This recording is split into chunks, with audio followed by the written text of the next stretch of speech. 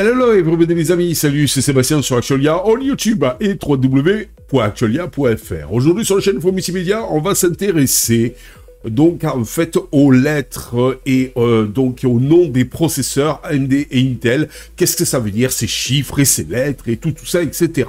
Voilà.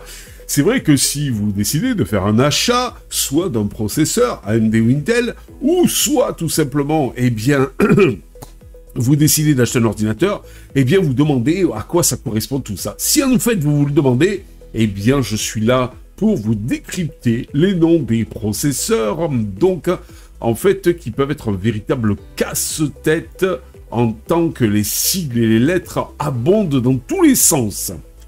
Pourtant, ces informations précieuses permettent de cerner les caractéristiques principales d'un processeur et surtout de faire un choix éclairé.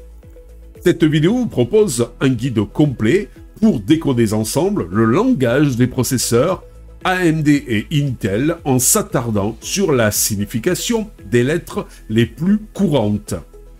Comprendre, nous allons commencer par comprendre les noms des processeurs AMD. AMD utilise une approche assez simple pour nommer ses processeurs en combinant des chiffres et des lettres. Voici les éléments clés à retenir. Série. La série représente la gamme de processeurs comme Ryzen, Threadripper et EPYC. Elle donne une indication générale des performances et des fonctionnalités du processeur. Le chiffre suivant la série indique le modèle spécifique du processeur au sein de la gamme, par exemple Ryzen 5. Généralement, un chiffre plus élevé correspond à des performances plus élevées, tout à fait logique. Les lettres à la fin du nom du modèle fournissent des informations supplémentaires sur les caractéristiques spécifiques du processeur. Voici quelques exemples. Vous avez par exemple un Ryzen 5, je sais pas moi, 3600X. X désigne les processeurs haut de gamme avec le plus grand nombre de cœurs et de threads.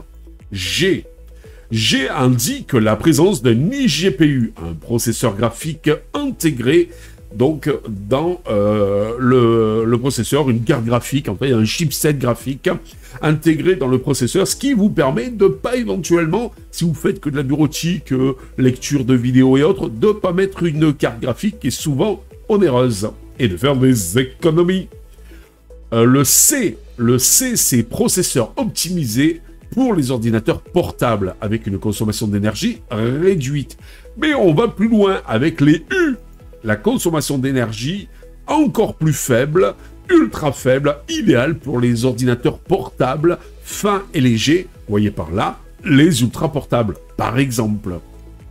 T. Alors là, c'est tout à fait le contraire. C'est des processeurs déverrouillés qui permettent l'overclocking des performances pour des performances accrues. Alors, qu'est-ce que c'est l'overclocking?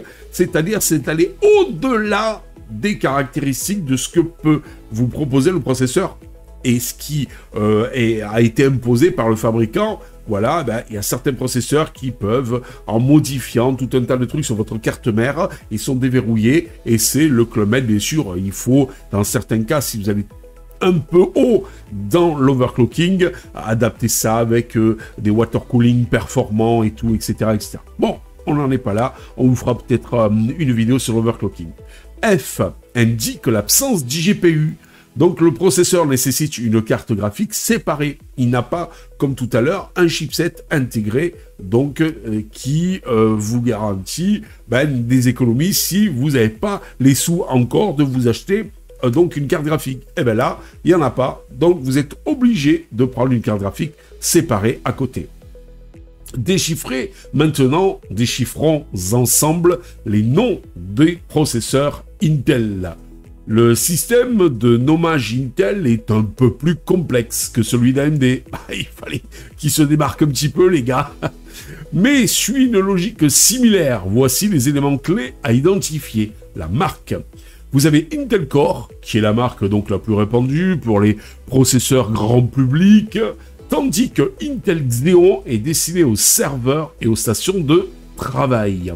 Niveau des performances. Vous avez des i3, des i5, des i7 et même des i9 qui représente les différents niveaux de performance des processeurs Intel Core, i9 étant le plus performant. Numéro de génération. Un chiffre indique la génération du processeur, c'est-à-dire l'architecture sur laquelle il est basé. Les générations plus récentes offrent généralement de meilleures performances, ce qui est logique, et une meilleure efficacité énergétique.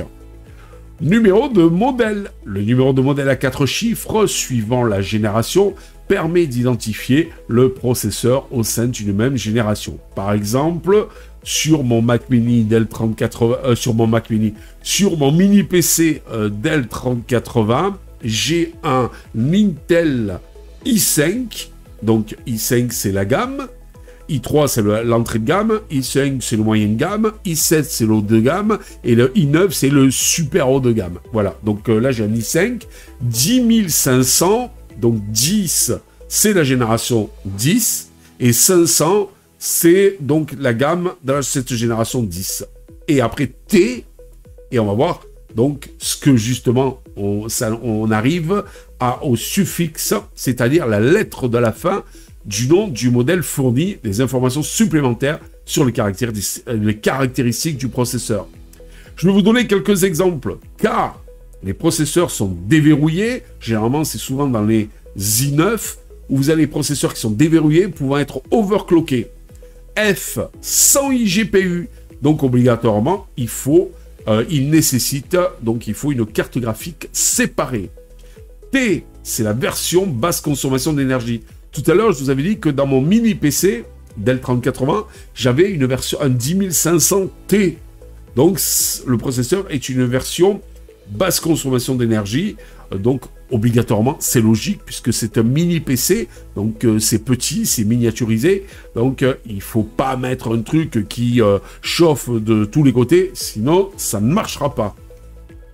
H, donc haute performance, souvent avec une fréquence d'horloge plus élevée. U, ultra basse consommation d'énergie pour les ordinateurs portables fins et légers. Vous voyez par là les ultra portables. G, avec iGPU Intel Iris Xe pour des performances graphiques améliorées, mais pas équivalent à une bonne AMD ou une bonne Nvidia ou une bonne Intel Arc. Donc en séparé, comme carte graphique. En résumé, en comprenant la signification des lettres dans les noms des processeurs AMD et Intel, vous pouvez maintenant facilement identifier les caractéristiques principales d'un processeur et faire un choix éclairé en fonction de vos besoins et de votre budget. N'oubliez pas que ces informations ne sont pas un guide général et qu'il est toujours important de se renseigner sur les caractéristiques techniques de chaque modèle avant de faire votre achat. Voilà. Alors, si vous voulez acheter un ordinateur, maintenant, vous allez savoir à quoi correspond exactement le processeur que vous avez à l'intérieur. Si vous voulez acheter un kit avec une carte mère et un processeur, vous saurez donc, en fait, suivant vos besoins, quel processeur acheter. Voilà, j'espère que cette petite vidéo vous a plu, vous a éclairé sur le pourquoi du comment de la chose. Je vous dis à vous pour une prochaine vidéo. N'oubliez pas le petit pouce en l'air, n'oubliez pas de vous abonner. Tout ça, c'est gratuit et ça nous permet de quoi? De nous encourager dans notre et dans cette belle aventure multimédia. Ciao les amis, à bientôt, bye bye. Si vous avez aimé cette vidéo, abonnez-vous, mettez un pouce en l'air et partagez cette vidéo. Merci, cela fait toujours plaisir.